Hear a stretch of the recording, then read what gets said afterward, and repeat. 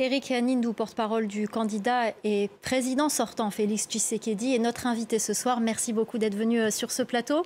Merci pour l'invitation. Merci. Alors tout d'abord, j'aimerais vous faire réagir sur le départ de la force est-africaine. On a entendu dans les interviews d'Aurélie, notre correspondante à Kinshasa, ces personnes à Goma, notamment l'une d'entre elles qui dit que c'est quand même grâce à cette force que Goma n'est pas tombé entre les mains des rebelles du M23. Est-ce que finalement, il n'aurait pas été plus sage d'attendre au moins que le processus électoral se déroule avant le retrait de cette force? Non, parce qu'on a jugé que l'efficacité en fait, de cette force n'avait pas rempli donc, ses objectifs. N'empêche, comme vous l'avez dit, effectivement, cette force a quand même joué un rôle. Et d'ailleurs, le Congo a remercié les pays frères donc, qui ont pourvu des troupes pour venir nous soutenir, comme on est victime d'une agression de la part donc, du Rwanda avec son suppôt, le M23. Donc on remercie nos frères est-africains qui ont envoyé des troupes de l'EAC, mais on a été obligé de faire le constat qu'elles n'avaient pas rempli leur rôle, et c'est pour ça qu'on va se séparer des troupes de l'EAC.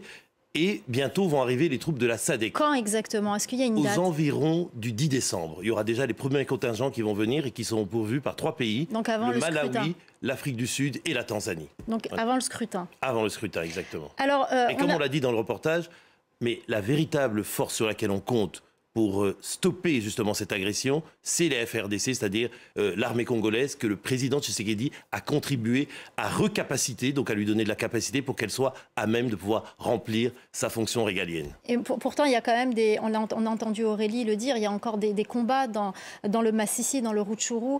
Est-ce que ça ne risque pas de compromettre justement cette élection qui a lieu, je le rappelle, le 20 décembre? La CENI avait déjà d'ailleurs dit qu'il y avait 2 territoires, le Massissi et Rutshuru, où il n'y aurait pas d'élection. Mais il faut comprendre pourquoi il y a ces combats. Il y a ces combats parce que le M23 n'a pas respecté les engagements qui avaient été signés justement par tous les présidents de la région selon la feuille de route de Luanda. Le M23 devait déposer les armes, se retirer dans une portion du territoire bien définie et ensuite aller dans un cantonnement. Le M23 a refusé d'appliquer ça. Et d'ailleurs, les combats qui se déroulent actuellement, c'est entre le M23 et ce qu'on appelle les Wazalendo, c'est-à-dire des patriotes congolais, des milices patriotes congolaises qui se battent pour défendre leurs terres. Alors, on va parler également de ce scrutin. On parle de certains cadres, en tout cas de l'Union sacrée, se disent inquiets et envisagent non pas un glissement, mais plutôt un report. C'est ce qui s'est passé en 2018. L'élection était prévue fin décembre, elle a eu lieu en janvier 2019. Donc est-ce que c'est envisageable? Est-ce que vous pensez que cette élection peut être reportée? Ce que je pense, je m'en tiens aux affirmations, aux déclarations de la CENI, la Commission électorale nationale indépendante, dirigée par M. Denis Kadima. Ils ont dit qu'ils vont respecter le délai constitutionnel, c'est-à-dire organiser les élections pour le 20 décembre. Jusqu'à présent, la CENI a dit qu'elle tient le cap.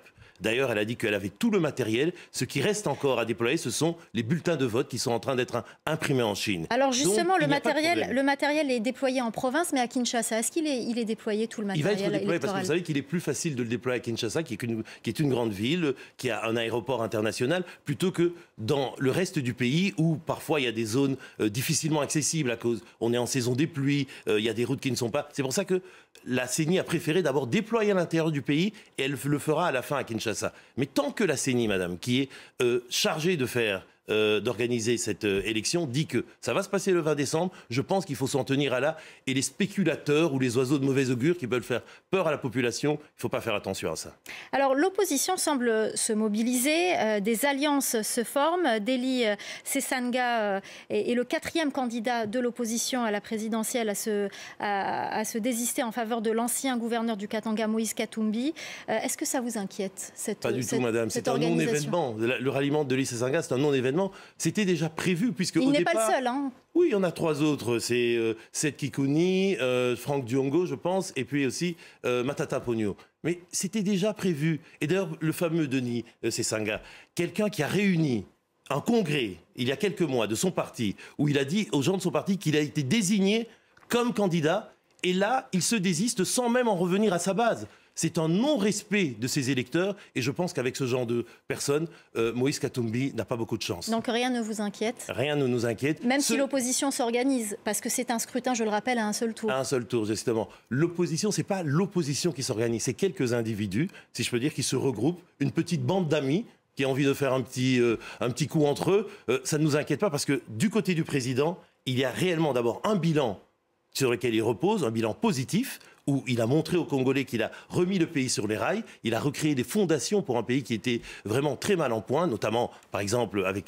la gratuité de l'enseignement primaire, où ça a permis à 5 millions de jeunes enfants de revenir à l'école, la CSU, la couverture santé universelle, où il a permis par exemple la gratuité des soins pour les mamans et les bébés. Donc il a un bilan positif et il demande aux Congolais de lui faire confiance pour aller plus loin. Et autour de lui, il a des véritables ténors politiques tels que Jean-Pierre Bemba, M. Bahati, M. Vital Kamerhe ou bien d'autres. Donc je ne vois pas pourquoi on aurait peur. Au contraire, on est concentré et on essaye d'être en symbiose avec le peuple. Merci beaucoup Éric Nindou, porte-parole du président Tshisekedi, président sortant et candidat à la présidentielle. Nous suivrons cette présidentielle et nous donnerons également la parole aux autres candidats. Merci beaucoup d'avoir répondu à nos questions. Merci beaucoup.